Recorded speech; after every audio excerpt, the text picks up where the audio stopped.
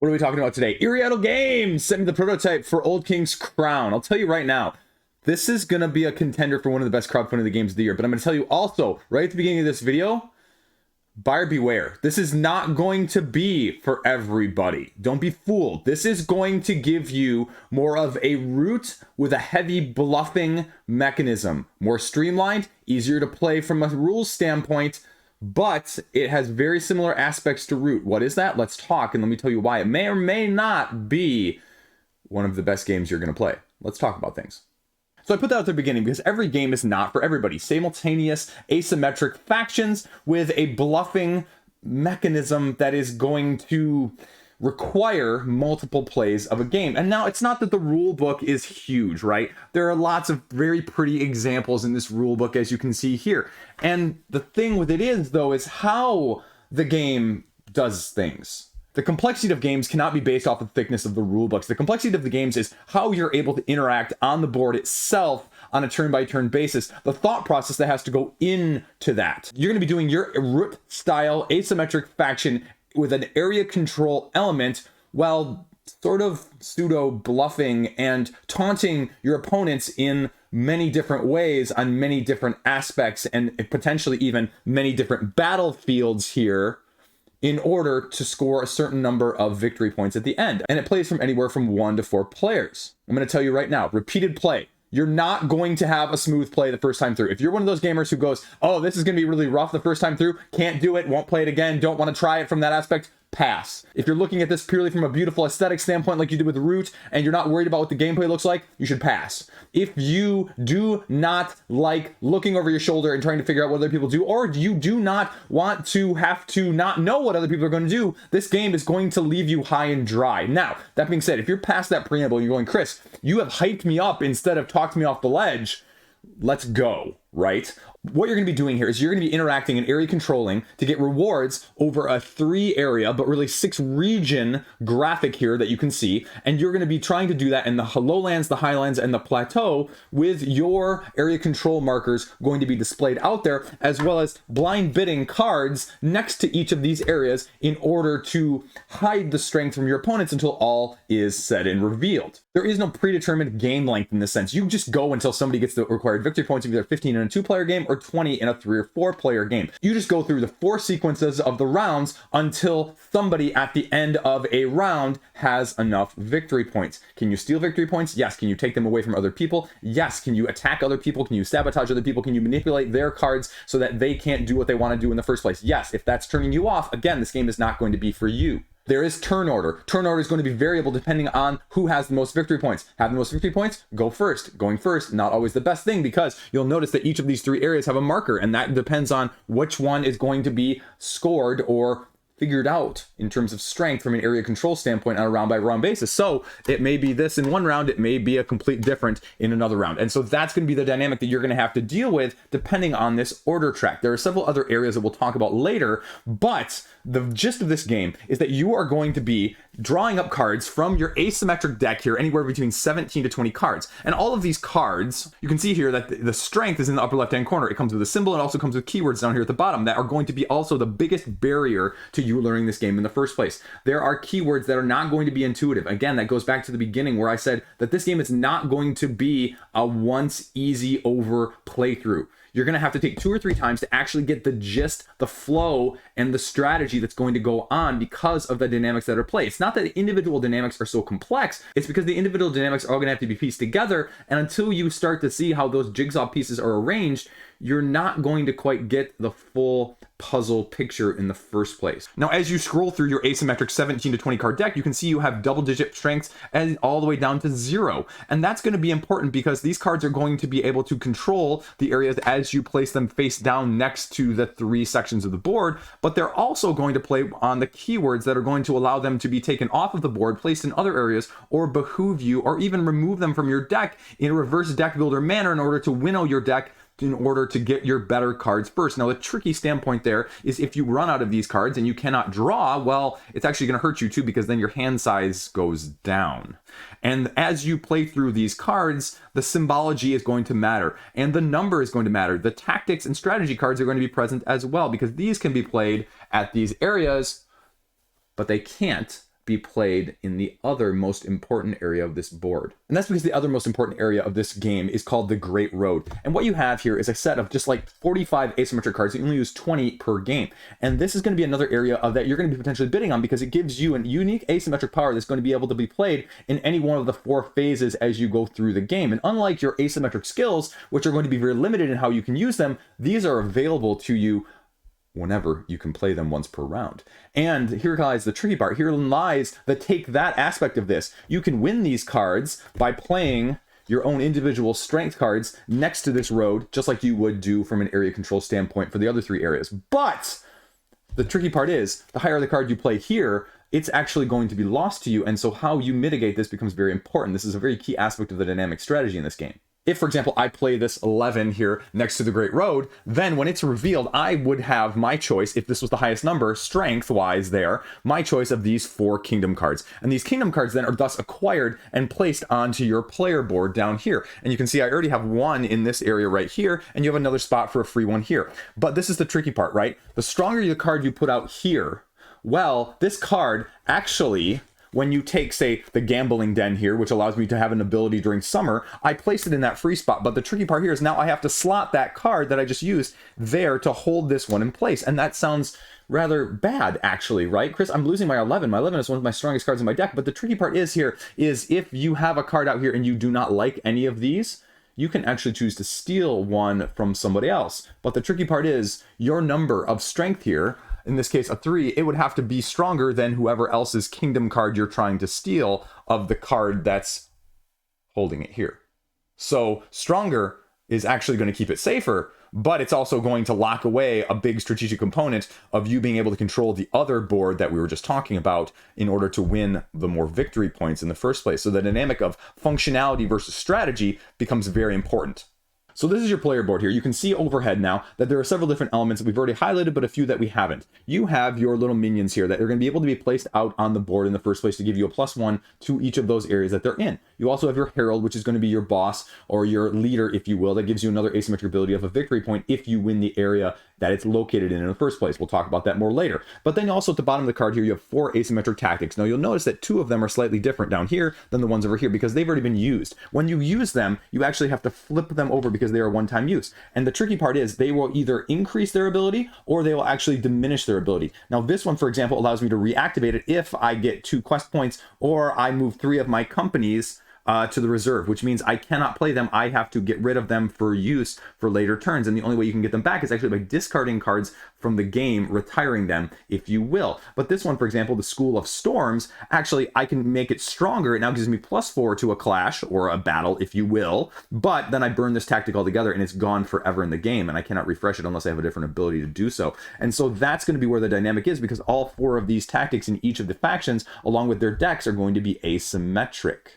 And then you have one last asymmetric power up here that is going to give activation if you can win the battlefield, which gives you 3 abilities of this as a one-time per round as well. Now I mentioned if you're drawing from your cards and you run out of cards to draw from on your deck when you're refilling your hand at the beginning of the round, then you fill back up to your hand after you shuffle back your discard pile. But when you do that, you are then forced to reduce your hand size down by 1 to potentially as low as it can go of 4. And so there are going to be a few abilities that allow you to increase it, but they're few and far between. You need to be very careful how you're utilizing this and also how you're getting those cards back from your discard pile into your draw deck in other ways that the game gives you in the first place. The last area of asymmetry here is the places of power. Each of the factions has an area that they're going to be putting quest cards in when their game allows them via special abilities. But as you get these quest cards in there, you can use them to activate the cards that are located underneath them that are hidden, that are your strongest cards in your faction as a whole. And it tells you exactly how many points you would need to do so. And then you slide it out and you can already see that this strength being 13 and an asymmetric power down here gives you additional ways of mitigating or, achieving your end game goals. And all 4 of these are going to be slightly different. They're all going to be activated in different ways, and they're all going to give you different ways of achieving what you want to at the end. But that is another part of things that is going to be much more of a complexity in terms of learning and timing and developing than the other elements of this game as a whole. So how is this game played? Well, in short, you're just kind of laying cards out. At the beginning of your turn, you're going to lay a card out next to each of these areas that you want to, including the Great Road. And then all of the other players subsequently are going to do the same thing. When everyone's done that, then you decide the order, whoever's in last place here. And that's the benefit of being in last place. First place gets to go first and put their cards down. Last place gets to choose the order in which these three are taken in terms of combat. But before that, actually, we skipped over the fact that you're going to be putting your Herald out there. And you'll notice that there are 6 areas on this board. 3 areas of battle, but 6 areas. But if you win the area where your main leader token is, you get an additional victory point in addition to whatever is down here on the board as your one of 2 options in terms of scoring that plateau or that area in the first place. And that's where the dynamic comes in, because also you're going to be laying these out in order to gain and bolster your troop score in the first place, because you don't know, and that's the main crux of this, you don't know what other people have over here. But I'll tell you right now, the asymmetric abilities that are offered on all 4 of these boards are going to give you ways to manipulate not only the board here, but also the cards over here, your opponents as well as your own. And that's going to be where the tricky dynamic is, because everybody's going to be able to do it in slightly different ways, and you don't know when people are going to do it or how they're going to do it, or if you're bluffing in the sense that, hey, did I put my right card in my right slot, or am I metagaming you into thinking that I put my highest card there and you're going to switch them, but you're actually going to switch them in order to favor me because I outthought you, because you thought that I thought it was going to be this way and I outthought you in that same sense, right? Is that your type of game? Because that's what you're dealing with here. It's smooth. It flows very nicely, but it's going to take you rounds, if not a game or 2, to actually develop how the strategy of the interaction of the simultaneous card play along with the area control strength in a area by area by area is going to actually be achieved.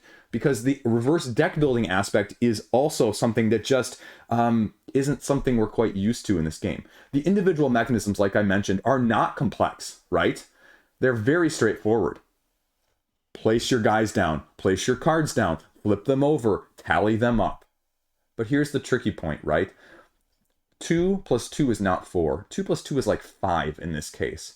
Because the interaction between all of these areas is going to leave you scratching your head, because you're also going to have trouble probably keeping up with all of the areas. Can you remember all other 12 tactics that are on the board apart from your own?